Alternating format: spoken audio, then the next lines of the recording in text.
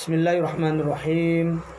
Assalamualaikum warahmatullahi wabarakatuh. Alhamdulillahirabbil alamin. Wa bihi nasta'inu ala umurid dunya waddin. Wassalatu wassalamu ala asyrafil anbiya'i wal mursalin. Habibina wa maulana Muhammadin wa ala alihi wa sahbihi ajma'in. Amma ba'du, usikum wa iyaya bitaqwallah, faqad fazal muttaqun. Qala Allah Ta'ala fi kitabihil karim, a'udzu billahi minasy syaithanir rajim. Ya ayyuhalladzina amanu taqullaha haqqa tuqatih wa la tamutunna illa wa antum muslimun. Ayyuhal ikhwa wal akhwat, a'azzani Allah wa iyyakum ajma'in.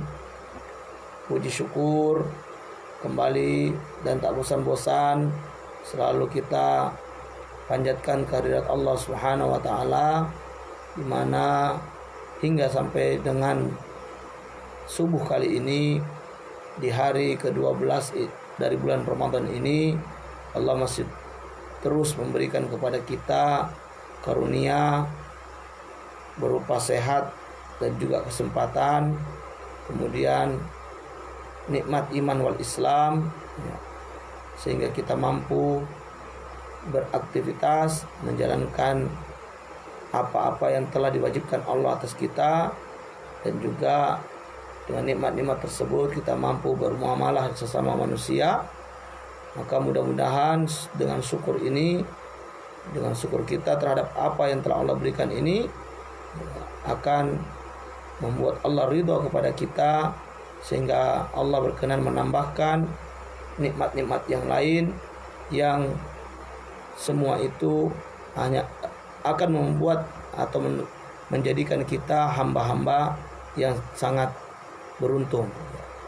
Wal akhwat yang dimulakan oleh Allah, semoga kita selalu istiqomah dalam kebaikan, istiqomah dalam iman, dan tentunya kita berharap kita juga bisa menjadi golongan orang-orang yang kelak dirindui oleh surga dan dijauhkan dari neraka Allah Subhanahu wa taala. Amin ya rabbal alamin. Kita lanjutkan pembacaan kitab kita, masih pada kitab 500 tanya jawab masalah jin dan sihir, karya Syekh Ridha Abdullah Basyam. Hari ini kita masuk pada pertanyaan ke-60. Pertanyaan ke-60, apakah syaitan terdapat di lembah? Maka Syekh menjawab dengan sebuah hadis riwayat dari Abu Sa'labah Al-Khushani. Dia berkata, kana nasu idza nazalu manzilan tafarraqu fi sy'ab wal audiyah. Faqala Rasulullah sallallahu alaihi wasallam, inna tafarruqakum fi hadhihi sy'abi wal audiyati innama dhalikum minasy syaitan. Falam yanzilu ba'da dhalika manzilan illa damma ba'duhum ila ba'din hatta yuqala lau busita alaihim thawbun la'ammahum.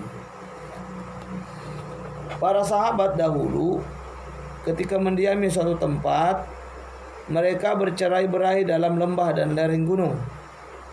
Kemudian Rasulullah SAW bersabda, sesungguhnya bercerai-berainya kalian pada lembah dan lereng ini adalah dari syaitan. Maka setelah itu tidaklah mereka menempati suatu tempat kecuali satu sama lain saling bergabung, hingga dikatakan, andaikan satu selimut dihamparkan atas mereka, pasti cukup untuk mereka semua. Hadis riwayat Abu Dawud dalam As-Sunan nomor 2630, dan hadis ini disahihkan oleh Syekh Al-Albani. Nah, apa maksud dari hadis ini? Maksud dari hadis ini adalah para sahabat Nabi SAW dahulu ketika melakukan perjalanan kemudian berhenti pada suatu tempat untuk beristirahat, mereka bercerai-berai di jalan-jalan, juga di setiap tempat yang rendah maupun tinggi di pegunungan. Hal ini sangat jauh dari persatuan dan kerjasama dari setiap perkara yang mengganggu atau yang menyerang mereka. Setanlah yang mendorong mereka melakukan hal itu. Maka Nabi SAW memerintahkan kepada mereka untuk senantiasa berkumpul, karena yang demikian itu lebih mempererat hubungan di antara mereka. Di samping itu, ketika ada serangan atau gangguan, mereka bisa langsung saling menolong untuk menghadapinya. Beliau juga mengajarkan, setiap engkau menempati suatu tempat, maka ucapkanlah subhanallah. Jika engkau menaiki suatu tempat yang tinggi, maka bertakbirlah. Dan hendaknya engkau mengucapkan doa naik kendaraan, yaitu subhanalladzi sakhkhara lana hadza wa ma kunna lahu muqrinin wa inna ila rabbina lamunqalibun. Subhanaka inni zalamtu nafsi faghfirli fa innahu la yaghfiru dzunuba illa anta. Hadis untuk doa naik kendaraan selengkapnya ini bisa dilihat pada hadis Sahih Abu Dawud ya nomor 2602 dan Sahih At-Tirmizi nomor 3446 dari Ali bin Abi Thalib radhiyallahu anhu. Ya.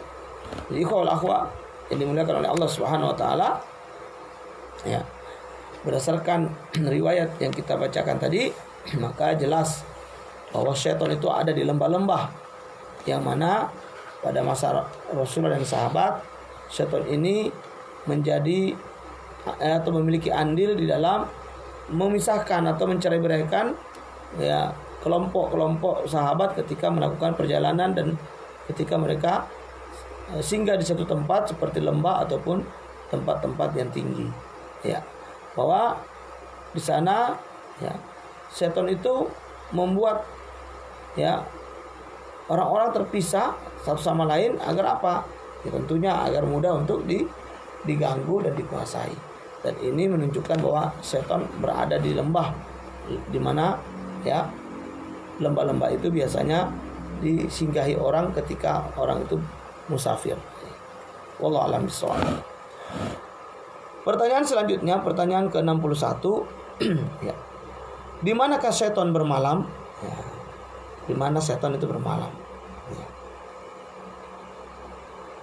Jawabannya, setan bermalam pada lubang hidung.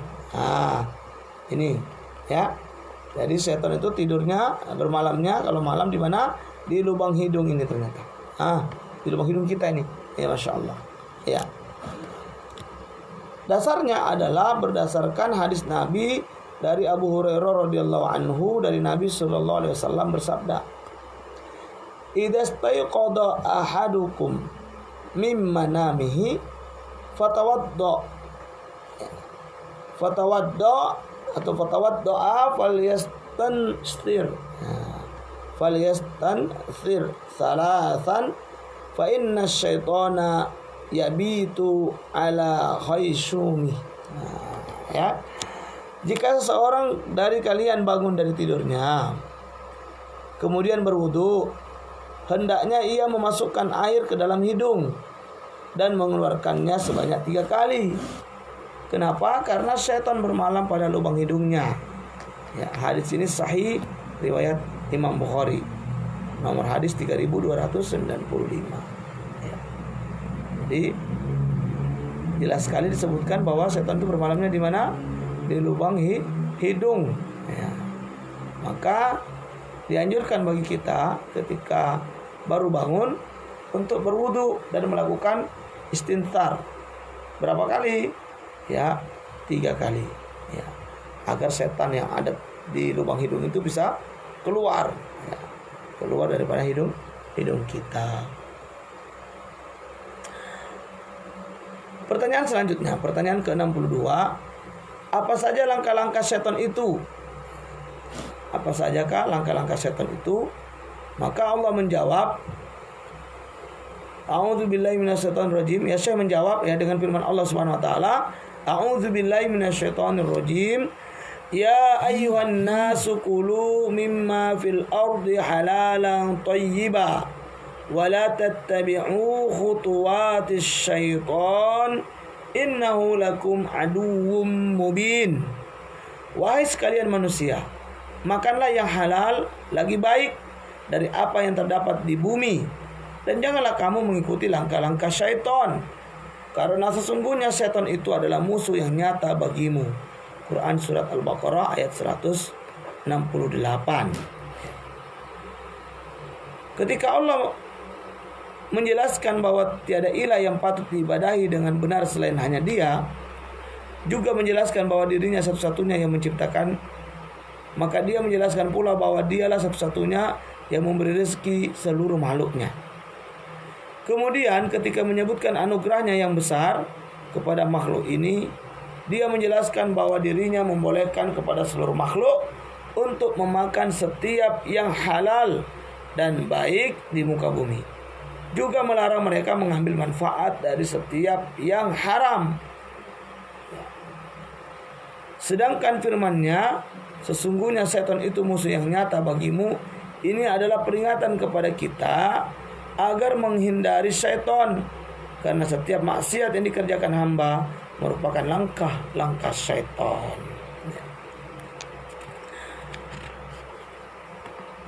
Allah juga berfirman di dalam ayat yang lain, Ya ayyuhalladzina amanu dakhulu fis-silmi kafah wa la tattabi'u khutuwatis syaitan innahu lakum aduwwum mubin. Wahai orang-orang yang beriman, masuklah kamu ke dalam Islam secara keseluruhannya, dan janganlah kamu turuti langkah-langkah setan. Sesungguhnya setan itu musuh yang nyata bagimu. Quran surat Al-Baqarah ayat 208.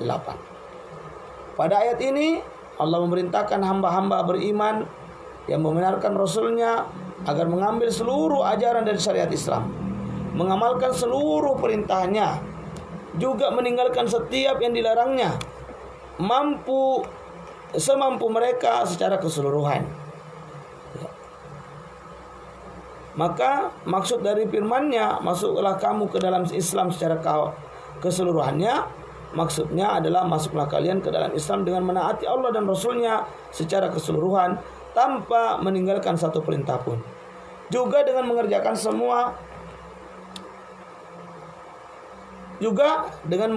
semuanya dan tidak setengah-setengah. Dan janganlah kamu turuti langkah-langkah syaitan. Maksudnya adalah kerjakan seluruh ketaatan kepada Allah dan hindari setiap perkara yang diperintahkan oleh syaitan, karena syaitan adalah musuh yang nyata bagi kalian. Nah, dari dua ayat ini, ikhwan wal akhwat yang dimuliakan oleh Allah, bahwa syaitan itu memiliki langkah-langkah, dan Allah memperingatkan kepada kita, wala tattabi'u khutuwatis syaitan, jangan mengikuti langkah-langkah syaitan, innahu lakum aduwwum mubin. Sesungguhnya syaitan itu adalah musuh yang nyata bagi orang beriman. Nah, orang beriman hakikatnya adalah mereka yang percaya dan yakin terhadap Allah dan Rasul-Nya, dan terhadap rukun-rukun iman yang lain. Nah, atas dasar hal itu mereka kemudian apa? Dituntut untuk taat kepada Allah, menaati seluruh apa yang datang dari Allah dan Rasul-Nya berupa perintah, dan menjauhi seluruh apa yang datang dari Allah dan Rasul-Nya berupa larangan. Maka di dalam ayat Al-Baqarah 208 ini Allah mengatakan apa? Udkhulu fis-silmi kafah. Masuklah ke dalam agama Allah, atau ke dalam Islam secara keseluruhannya. Di sini perintah untuk apa? Mengamalkan Islam secara menyeluruh. Tidak ada pengamalan secara parsial. Maka bagi kita orang beriman, ya, menjadikan syariat Islam sebagai patokan, syariat Islam sebagai landasan bermuamalah, berhukum, itu menjadi wajib. Ya. Dan ya, sebagai orang beriman, ya, kita dilarang untuk mengikuti langkah-langkah setan. Apa langkah-langkah setan itu? Setiap setiap ketidaktaatan, setiap pembangkangan terhadap Allah dan Rasul, itulah langkah-langkah setan. Yang mana langkah-langkah setan ini diperintahkan Allah untuk kita jauhi, untuk kita lari, ya, tidak mengikutinya, tidak berjalan di atas langkah-langkah itu, ya. Dan setan ini adalah musuh yang nyata. Setan ini adalah musuh yang nyata. Oleh karena itu, ikhwan wal akhwat yang dimuliakan oleh Allah, ya, setan memiliki langkah, dan orang beriman sendiri memiliki langkah. Langkah orang beriman apa? Taat dan patuh serta tunduk hanya kepada Allah dan Rasulnya. Adapun langkah langkah-langkah setan adalah bermaksiat, durhaka, menyimpang, menyesatkan hamba-hamba Allah dari jalan Allah dan jalan Rasulnya. Maka ya, ayat ini memberi pengajaran kepada kita untuk waspada terhadap setiap langkah-langkah setan yang ingin menyesatkan kita, dan bahwasanya setan itu adalah musuh yang nyata, ya, sebagaimana dalam ayat lain dijelaskan, innas syaitana lakum aduwwun fattakhidhuhu aduwwa. Sesungguhnya setan itu bagi kalian adalah musuh, maka jadikanlah musuh. Ya. Setan itu musuh yang akan selalu memerangi kita manusia. Maka jangan pernah berkawan. Jadikan dia musuh. Ya. Jadikan dia musuh. Artinya, ya, sesuatu yang tidak boleh ditaati, sesuatu yang tidak boleh diikuti, sesuatu yang harus dilawan godaannya. Itulah yang namanya memusuhi. Ya. Maka dalam kehidupan ini selalu ada, ya, dua kubu. Ya. Kubu orang-orang beriman yang langkahnya adalah ketaatan kepada Allah dan Rasul, serta kubu, ya, pengikut-pengikut setan yang langkahnya adalah maksiat dan durhaka kepada Allah. Maka dari itu, ikhwan wal akhwat yang dimuliakan oleh Allah, ya, kita tidak boleh mengikuti setiap langkah-langkah setan yang hanya akan merusak atau hanya akan menjerumuskan kita kepada kebinasaan. Ya. Apalagi di zaman ini, di hari-hari belakangan ini, ya, kita melihat banyak sekali hal-hal yang terlihat menentang syariat. Ya. Baru-baru ini ada lagi sekelompok pemudi yang melakukan gerakan-gerakan melecehkan salat. Ingat ikhwan wal akhwat yang dimuliakan oleh Allah, setiap bentuk pelecehan terhadap syariat itu bisa menyebabkan pelakunya murtad. Ya. Kalau dia muslim, kalau dia orang beriman, maka dengan pelecehannya terhadap syariat dia bisa murtad. Ya. Apapun syariat itu, ya, apapun syariat itu.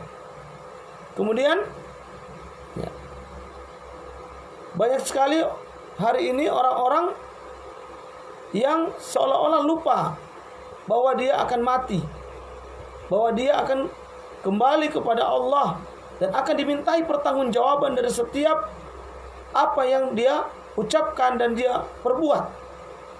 Ya. Begitu mudahnya mereka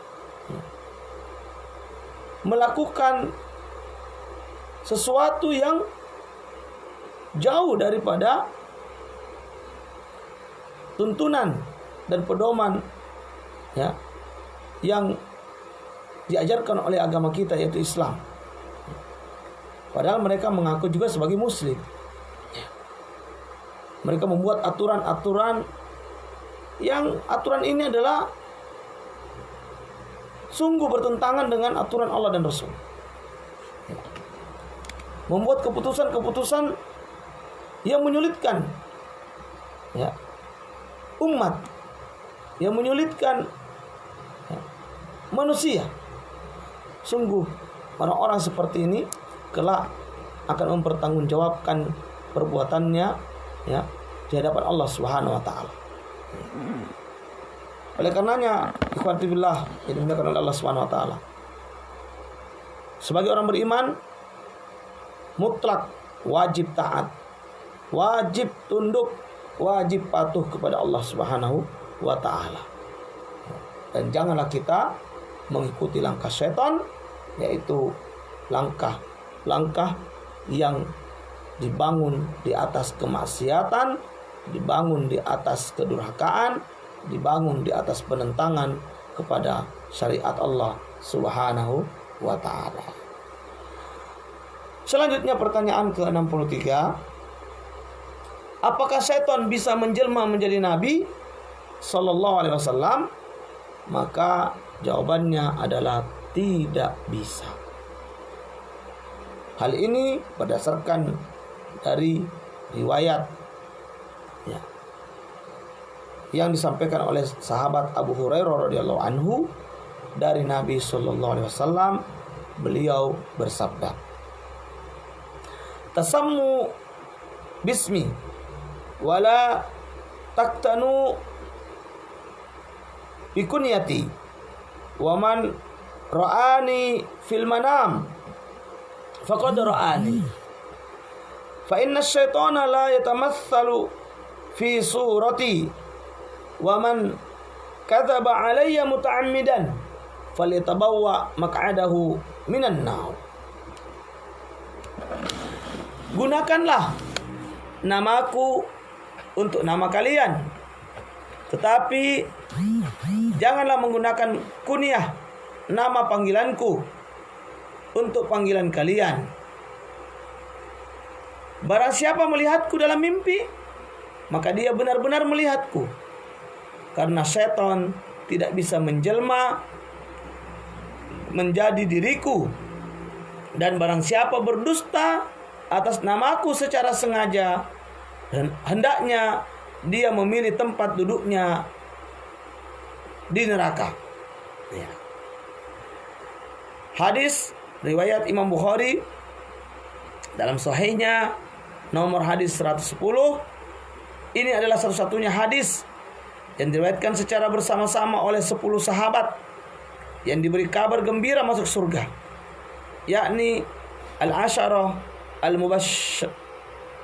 al-mubasysyirin bil jannah. Sebagaimana diriwayatkan oleh Al-Baihaqi dari jalur Al-Hakim. Hadis yang disampaikan oleh Abu Hurairah ini ya, adalah hadis yang menerangkan tentang beberapa hal. Yang pertama adalah bolehnya menggunakan nama Muhammad untuk umatnya. Ya. Jadi kita boleh memberi nama anak dengan nama Muhammad, namun tidak boleh menggunakan kunyah Nabi. Ya. Misalnya ada kunyah beliau itu Abul Qasim, ya, karena anak beliau ya, namanya Al Qasim, maka ini tidak boleh menggunakannya.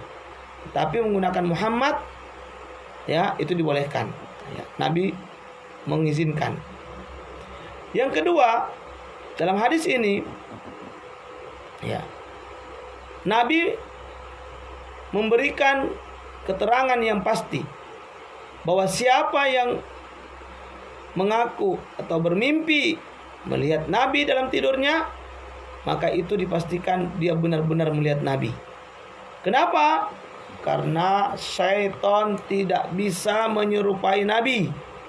Syaitan tidak bisa menjelma menjadi Nabi. Di wajahnya Nabi tidak bisa ditiru oleh syaitan, tidak bisa dijadikan jelmaan. Maka siapa yang bermimpi berjumpa Nabi, maka itu benar. Itu benar adanya. Karena syaitan tidak bisa menjelma. Dan yang ketiga, ada ancaman dari Nabi kita Muhammad SAW.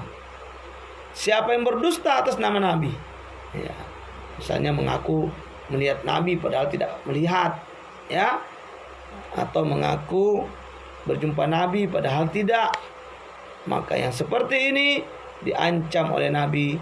Hendaknya dia bersiap-siap untuk duduk di satu tempat di neraka.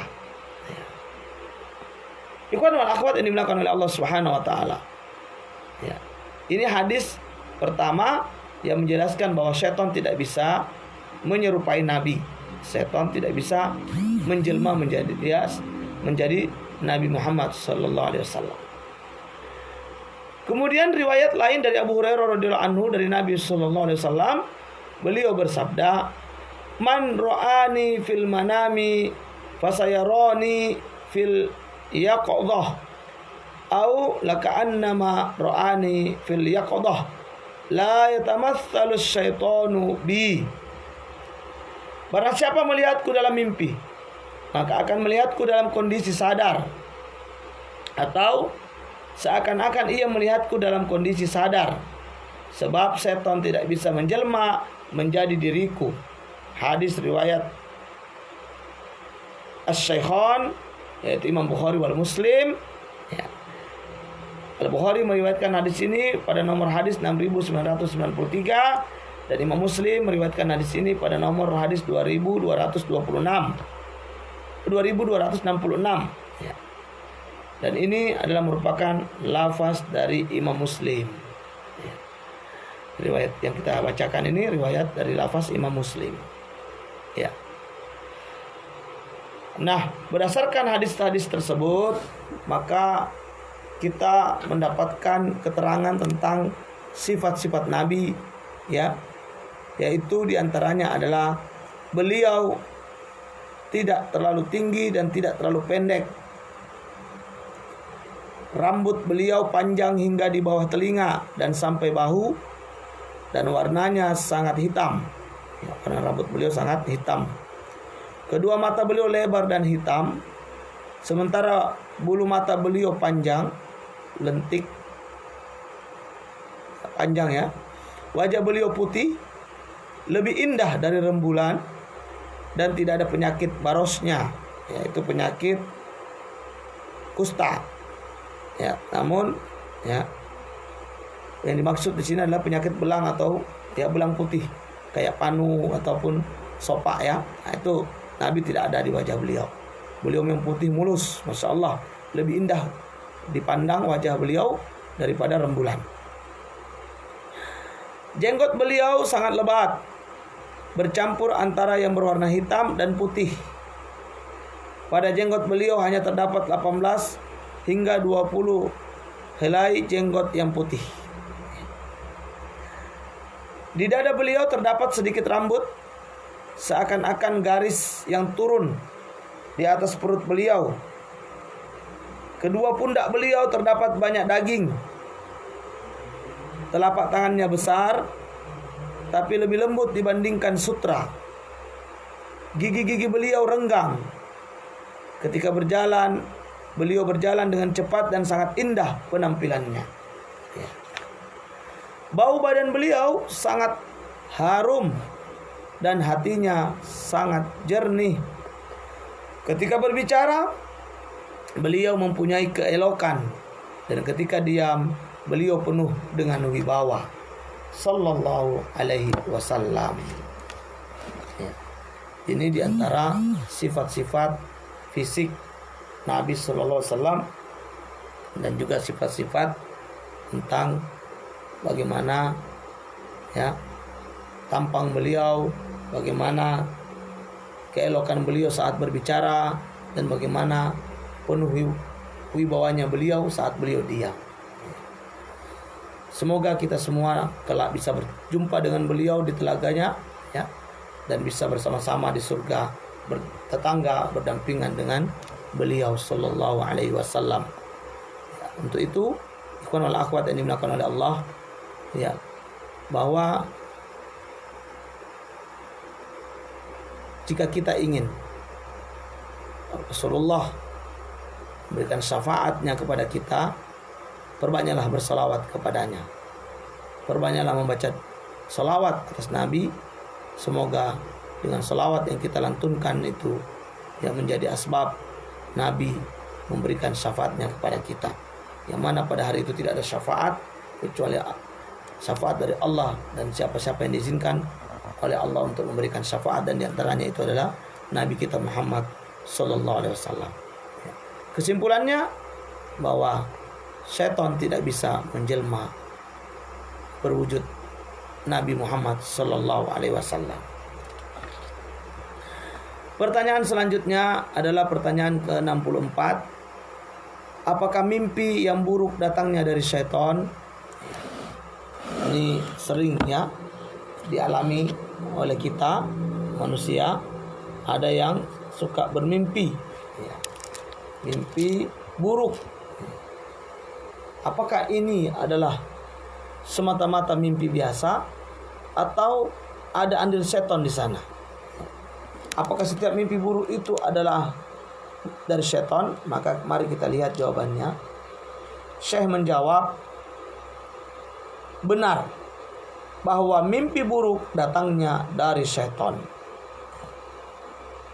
Dasarnya adalah riwayat dari Jabir bin Abdullah radhiyallahu anhuma dari Rasulullah sallallahu alaihi wasallam, bahwasanya beliau bersabda, "Idza ra'a ahadukum ar-ru'ya yakrahuha fal yabsuq an yasarihi thalathan wal yasta'id billahi minasy syaitani thalathan wal yatahawwal an jambihi alladhi kana alaihi." Jika seseorang dari kalian melihat mimpi yang dibencinya, hendaknya ia meludah ke arah kirinya sebanyak 3 kali, kemudian memohon perlindungan kepada Allah dari syaitan sebanyak 3 kali, kemudian berpindah dari sisi yang tadi ia tidur di atasnya. Hadis riwayat Muslim dalam sahihnya, hadis 2262. Dalam hadis yang lain dari Abu Qatadah radhiyallahu an, dia berkata, Nabi sallallahu alaihi wasallam bersabda, "Ar-ru'ya as-salihatu minallah." Ya, ar-ru'ya as-salihatu minallah wal hulmu minasyaiton. Faman ra'a syai'an yakrahuhu falyanfith an shimalihi thalathan wal yata'awwadh minasyaiton fa innaha la tadurruh wa inna syaitana la yatara'a bihi. Mimpi yang baik adalah dari Allah, sementara mimpi buruk datangnya dari syaitan. Barang siapa melihat dalam mimpi sesuatu yang tidak disukainya, hendaklah ia meludah ke kirinya 3 kali, kemudian memohon perlindungan dari syaitan, karena syaitan padanya, dan sesungguhnya syaitan tidak bisa menjelma menjadi aku, kata Nabi sallallahu alaihi wasallam. Hadis muttafaqun alaih, ya. Imam Bukhari meriwayatkan hadis ini pada nomor 6985 dan Imam Muslim meriwayatkan hadis ini pada nomor 5862. Dalam hadis yang lain, Nabi juga bersabda, ya, "Wa idza ra'a ma yakrahu falyata'awwadz billahi min syarriha wa min syarri syaitan wal yatful thalathan wa la yuhaddits biha ahadan fa innaha lan tadurrah." Jika seseorang melihat mimpi yang tidak disukainya, hendaknya ia memohon perlindungan kepada Allah dari keburukan mimpi itu dan dari keburukan syaitan.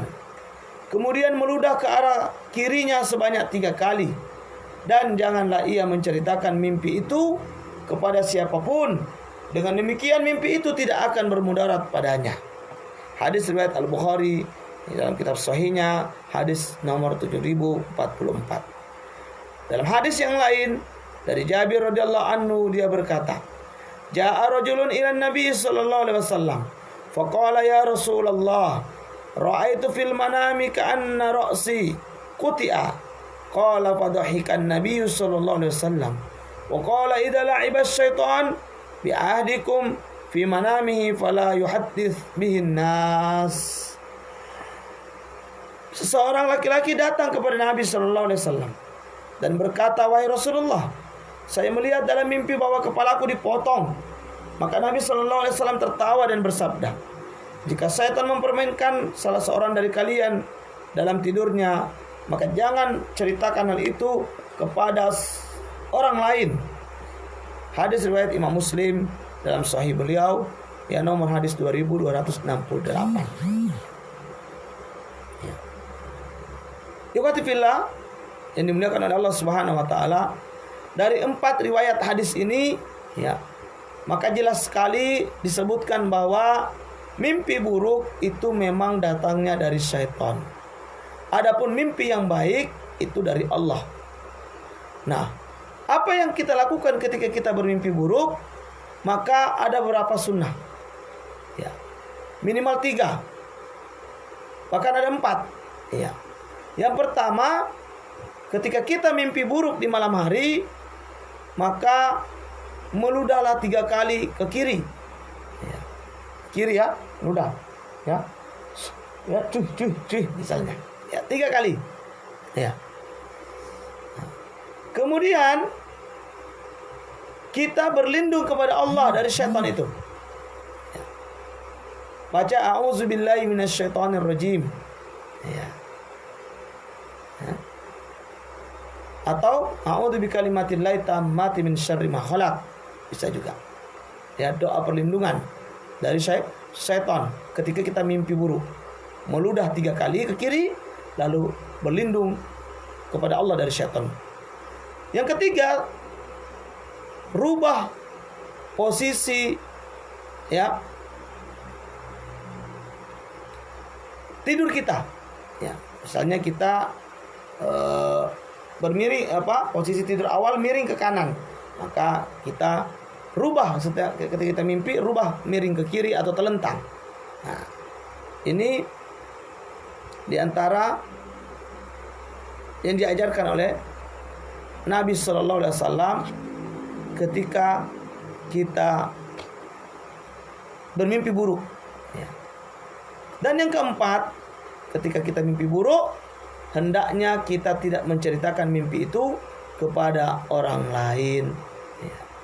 Karena dengan begitu maka mimpi itu tidak akan membahayakan, kecuali, ya, memang, ya, mimpi itu telah mempengaruhi seseorang dalam artian, ya, itu menjadi tanda-tanda adanya sihir yang menyerang, maka ini boleh dicerita untuk mencari solusi, ya. Untuk mencari solusi. Maka oleh karena itu, ikhwanul akhwat yang dimuliakan oleh Allah, inilah 4 sunnah yang perlu kita perhatikan ketika kita, ya, mendapatkan mimpi buruk.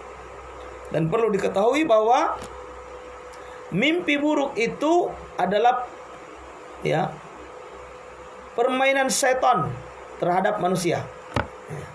Jadi setan sedang mempermainkan orang yang tidur itu. Maka itu jangan lupa untuk mencegah adanya mimpi buruk, mencegah agar setan tidak mempermainkan kita dalam tidur, yaitu jangan lupa melakukan beberapa sunnah-sunnah menjelang tidur. Di antaranya adalah, ya, berwudu terlebih dahulu sebelum tidur, ya. Setelahnya lakukan sholat 2 rakaat jika, ya, Anda mau, ya. Kemudian bersihkan tempat tidur, ya. Lalu bacalah doa tidur, bacalah ayat kursi, bacalah 3 qul, Al-Ikhlas, Al-Falaq, An-Nas, yang ditiupkan kemudian ditiupkan ke kedua telapak tangan, lalu diusapkan seluruh anggota tubuh yang bisa dijangkau, ya. Kemudian juga tidurlah miring ke kanan terlebih dahulu, ya. Atau tambahkan beberapa wirid-wirid lain seperti membaca tasbih, tahmid dan takbir 30 masing-masing 33 kali. Ya. Tambahkan juga membaca 2 ayat dari surat Al-Baqarah, 2 ayat terakhir. Atau tambahkan lagi dengan membaca surat Al-Mulk. Karena dalam riwayat membaca surat Al-Mulk sebelum tidur ini keutamaannya adalah akan dibebaskan atau dilindungi dari azab kubur. Ya. Nah, kalau kita sudah melakukan hal ini, insya Allah, ya, mudah-mudahan kita terjaga sehingga setan tidak bisa mengganggu dalam tidur kita, sehingga tidur kita pun menjadi nyenyak dan berkualitas, tidak ada gangguan mimpi buruk. Ya. Ikhwanul akhwat yang dimuliakan oleh Allah Subhanahu wa taala, dan bahkan membaca ayat kursi ketika akan tidur malam itu akan mendapatkan jaminan perlindungan penjagaan dari Allah Subhanahu wa taala, ya, hingga orang itu bangun di waktu pagi atau waktu subuhnya, ya. Maka oleh karena itu janganlah kita menjadi orang yang lalai ketika hendak tidur.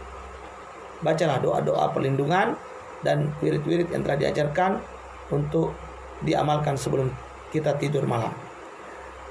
Dan jika kita bermimpi buruk, ketahuilah bahwa mimpi buruk itu dari setan, maka kita dianjurkan untuk meludah ke kiri sebanyak 3 kali, lalu berlindung kepada Allah 3 kali, ya, berlindung kepada Allah dari setan 3 kali, kemudian merubah posisi tidur, dan yang terakhir jangan menceritakan mimpi itu kepada orang lain kecuali jika Anda sedang ingin mencari solusi ketika sihir itu adalah mimpi itu adalah merupakan tanda-tanda dari adanya gangguan sihir yang sedang menimpa Anda. Wallahu a'lam bishawab, ya. Oleh karena itu, ya, Syekh menerangkan mimpi buruk merupakan salah satu gangguan syaitan. Terkadang dalam mimpi buruk ini seseorang merasa ada sesuatu yang menyakitinya, tapi dia tidak bisa berteriak atau berbicara. Seakan-akan suatu benda telah membuatnya tidak bisa bergerak dan membungkam suaranya. Ini biasa disebut tindihan dan terjadi hanya beberapa saat saja. Ya. Cara menghilangkan tindihan adalah sebagai berikut. Ya. Banyak ya yang mengalami tindihan, ya. Maka siapapun Anda ikhwanul akhwat yang mengalami gangguan tindihan ini, yaitu, ya, merasa badan tidak bisa bergerak dan juga tidak bisa bersuara, ya, mulutnya tidak bisa bicara, ya, badannya seperti dihimpit oleh sesuatu, maka cara menghilangkannya, ya, yaitu 1, berwudu sebelum tidur, ya, membaca Al-Ikhlas, Al-Falaq dan An-Nas dan ditiupkan pada kedua telapak tangan, kemudian diusapkan ke seluruh tubuh. Ketiga, membaca bismillah, kemudian mengibas kasur dengan kain atau sarung pada seluruh sisinya. Keempat, membaca subhanallah 33 kali, alhamdulillah 33 kali, dan Allahu Akbar sebanyak 34 kali. Yang kelima, membaca zikir-zikir sebelum tidur. Dan yang keenam, tidur dengan miring ke samping kanan. Inilah sunnah-sunnah tidur yang diajarkan oleh Rasulullah SAW, yang hendaknya kita jaga, kita amalkan, kita rutinkan, sehingga insya Allah tidur kita akan lebih berkualitas, tidur kita akan selamat dari gangguan syaitan. Wallahu a'lam. Ikhwan wal akhwat yang dimuliakan Allah, inilah diantara hal-hal yang perlu kita perhatikan bersama dan perlu kita jaga agar kita terlindung dari syaitan. Pertanyaan terakhir pada kesempatan hari ini yang kita baca adalah pertanyaan ke-65. Apakah syaitan bisa menyetubuhi wanita dari bangsa manusia? Dan apa jalan keluarnya? Insyaallah. Pertanyaan yang tentunya tidak sedikit, ya, tidak sedikit dari akhwat mengalami hal ini, yaitu merasa disetubuhi oleh jin, ya. Mari kita lihat, benarkah bahwa syaitan ini bisa, ya, syaitan dari kalangan jin ini bisa menyetubuhi wanita dari bangsa manusia? Maka kata Syekh, bisa. Dasarnya adalah dari riwayat Abdullah bin Abbas radhiyallahu anhuma. Dia berkata, Rasulullah sallallahu alaihi wasallam bersabda, jika seseorang dari kalian hendak menyetubuhi istrinya, hendaknya mengucapkan Bismillahi Allahumma jannibna syaitan wa jannibis syaitan mimma wa jannibis syaitan ma razaqtana.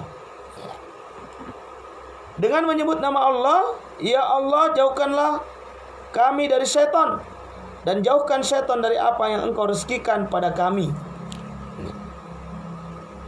Maka seandainya Allah menakdirkan dari hubungan mereka terlahir seorang anak, niscaya anak itu tidak akan diganggu oleh syaitan selamanya. Hadis riwayat Al-Bukhari nomor hadis 141 dan Muslim nomor hadis 1434 dari Abdullah bin Abbas radhiyallahu anhu. Ya. Ini adalah doa yang diajarkan oleh Nabi kita bagi para suami. Ya. Jangan lupa doa ini. Ya. Setiap kali kita akan mendatangi istri kita, maka doa ini hendaknya kita baca. Agar apa? Agar setan tidak ikut bermain menikmati, ya, hubungan kita dengan istri kita. Ya. Nabi mengajarkan doa yang sangat singkat, ya, namun luar biasa faidah dan keutamaannya. Bismillah Allahumma jannibna syaitan wa jannibis syaitan ma razaqtana. Ya, Bismillah Allahumma jannibna syaitan wa jannibis syaitan ma razaqtana. Ya, Bismillah Allahumma jannibna syaitan wa jannibis syaitan mimma razaqtana. Doa ini adalah permohonan kita dari pelindungan dari syaitan. Ya, doa kita kepada Allah untuk dijauhkan dari syaitan. Ya. Maka hendaknya dibaca, ikhwah. Ya, khususnya para suami ini, ya, hendaknya membaca ini. Adapun para jomblo sabar dulu. Ya. Nanti, yang penting hafal aja dulu. Nanti bacanya. Kalau sudah ada pendamping, ya para jomblo ya, jangan terlalu tergesa-gesa. Namun para suami hendaknya menghafalkan doa ini. Dan para istri, ya, ingatkan para suami, ya, sebelum melakukan hubungan, maka baca doa ini. Kenapa perlu doa ini dibaca? Ini akan membantu menjaga, ya, kita daripada ikut sertanya jin, ya, setan dari kalangan jin, ya, menikmati hubungan yang terjadi antara suami dan istrinya. Dan yang paling luar biasanya adalah jika doa ini kita baca, lalu Allah menakdirkan dari hubungan yang kita lakukan bersama istri kita itu nantinya terlahir anak, maka insya Allah anak itu terbebas dari gangguan setan selamanya. Ya, Masya Allah, luar biasa. Ya, kita tahu, ikhwan wal akhwat, ini dilakukan oleh Allah tidak sedikit banyak anak yang kemudian cacat, idiot, ya, autis.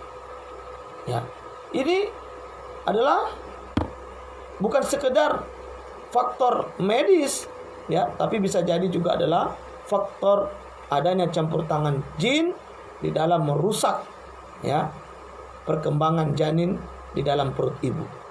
Oleh karena itu doa ini sangat penting. Doa ini sangat penting untuk diamalkan. Maka janganlah kita malas, ya. Banyak orang, saya nggak hafal Pak Ustadz. Iya. Memang awalnya nggak hafal, ya.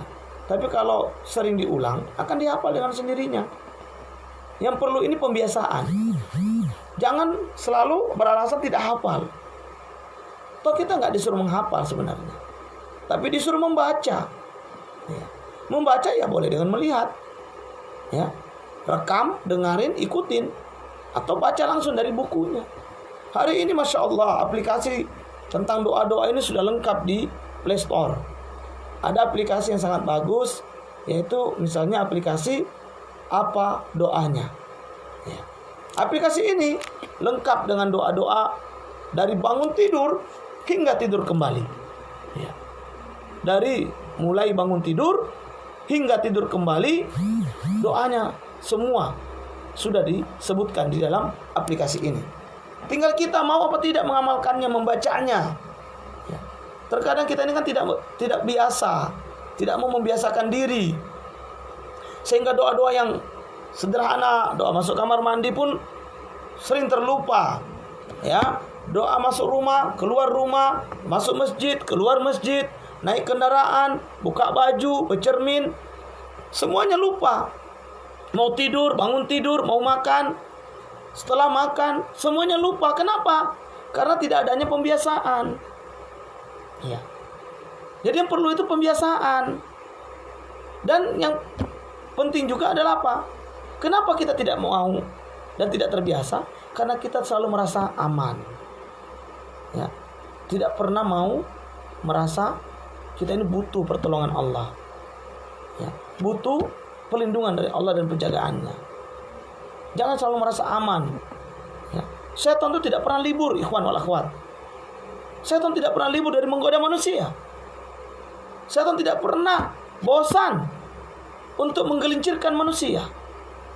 Maka doa-doa kita, ya, doa-doa perlindungan yang kita baca itu adalah cara terbaik bagi kita untuk berlindung dari gangguan-gangguan setan, dari godaan-godaan setan, dari bisikan-bisikan syaitan.